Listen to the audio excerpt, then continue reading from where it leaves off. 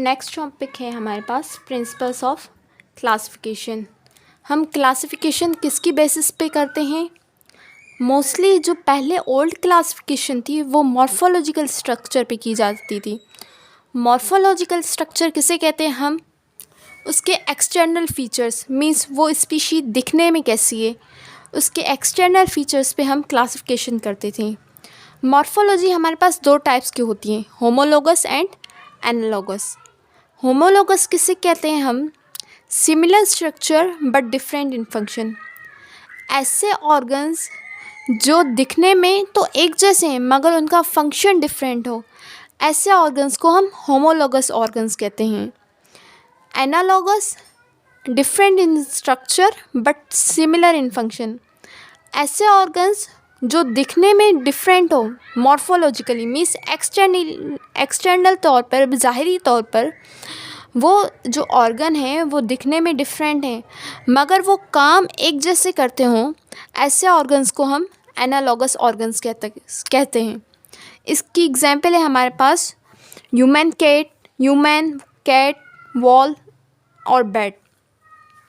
Homologous की अगर हम एग्जांपल देखें कि जो ह्यूमन का हैंड है, कैट की आर्म है, या वॉल के जो फिन है, या बैट के जो आर्म्स हैं, वो दिखने में सारे सिमिलर हैं मगर उन सब के फंक्शंस जो हैं वो डिफरेंट हैं।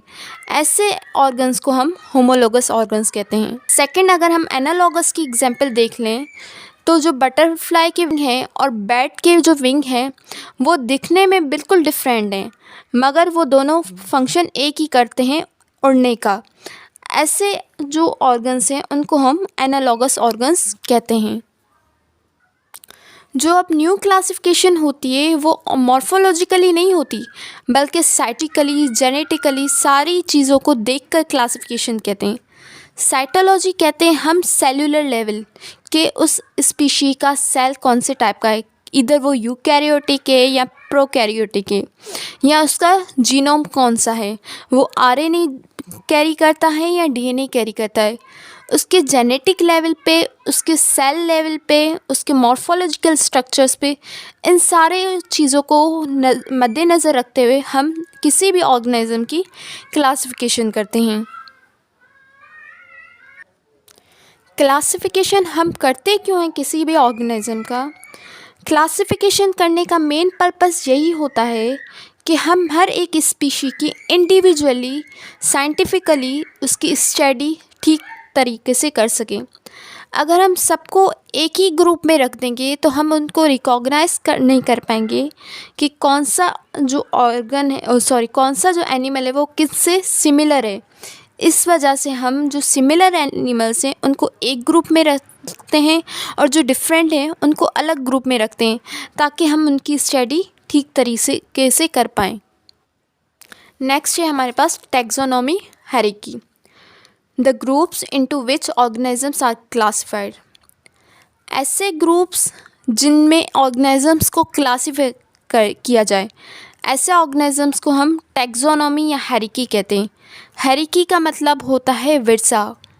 विरसा मीन्स आबाओ अजदाद, नस्लों का चलना, इन सबको हम हायरार्की कहते हैं। और टैक्सोनॉमी की मीनिंग होती है classification. Taxo means name, nomy means classification. Taxa word plural है और टैक्सोन वर्ड सिंगुलर है। जो हम टैक्सोनॉमी, जो हम क्लासिफिकेशन करते हैं वो हमेशा असेंडिंग ऑर्डर में होती है। असेंडिंग ऑर्डर क्या होता है? मीन्स ऊपर से नीचे आना। नीचे से ऊपर को कहते हैं डिसेंडिंग ऑर्डर, और ऊपर से जब कोई चीज़ नीचे की तरफ थी उसको हम कहते हैं ascending order. To form a ladder like structure, ladder कहते हैं सीढ़ी को। जैसे कि हम कोई भी सीढ़ी नीचे उतरते हैं, इसी तरह जो ऑर्गेनिज्म की क्लासिफिकेशन है उनको भी ऐसे ही अरेंज किया गया है कि वो जो है ऊपर से नीचे की तरफ आती हैं। ऐसी क्लासिफिकेशन को हम हायरार्की कहते हैं। जो एनिमल की क्लासिफिकेशन है उसमें जो सबसे अपर लेवल है वो होता है किंगडम, उसके बाद होता है फाइलम, थर्ड वन होता है क्लास के बाद होता है ऑर्डर के बाद फैमिली, फैमिली के बाद जीनस और लास्ट वन होता है हमारे पास स्पीशी। स्पीशी को हमने लास्ट कुछ टॉपिक्स जो स्टार्ट का टॉपिक था बायोलॉजी का, उसमें हमने आपको बताया था कि स्पीशी जो होता है स्मॉलेस्ट यूनिट होता है क्लासिफिकेशन का। स्पीशी को हम कैसे डिफ़ाइन कर सकते हैं कि ऐसे ऑर्गेनिजम्स जो दिखने में एक जैसे हों और जब वो इंटरब्रीड करते हैं आपस में तो उनके नतीजे में फर्टाइल ऑफस्प्रिंग पैदा हो। मींस फर्टाइल ऑफस्प्रिंग से क्या मुराद होता है कि जब वो इंटरब्रीड करें और आप जब उनकी नस्ल आगे बढ़े तो उनमें भी ये एबिलिटी हो कि वो आगे नस्ल बढ़ा सकें। ऐसी स्पीशी को हम फर्टाइल ऑफस्प्रिंग कहते हैं। स्पीशी जब आपस में मिलती हैं तो उनको हम जेनस कहते हैं। जेनस जो आपस में एक जैसे होते हैं उनको हम फैमिलीज़ कहते हैं। फैमिलीज़ आपस में मिलकर ऑर्डर बनाती हैं, ऑर्डर आपस में मिलकर क्लास, क्लास के बाद फाइलम और सबसे अपर लेवल जो होता है हमारे पास क्लासिफिकेशन का वो होता है किंगडम।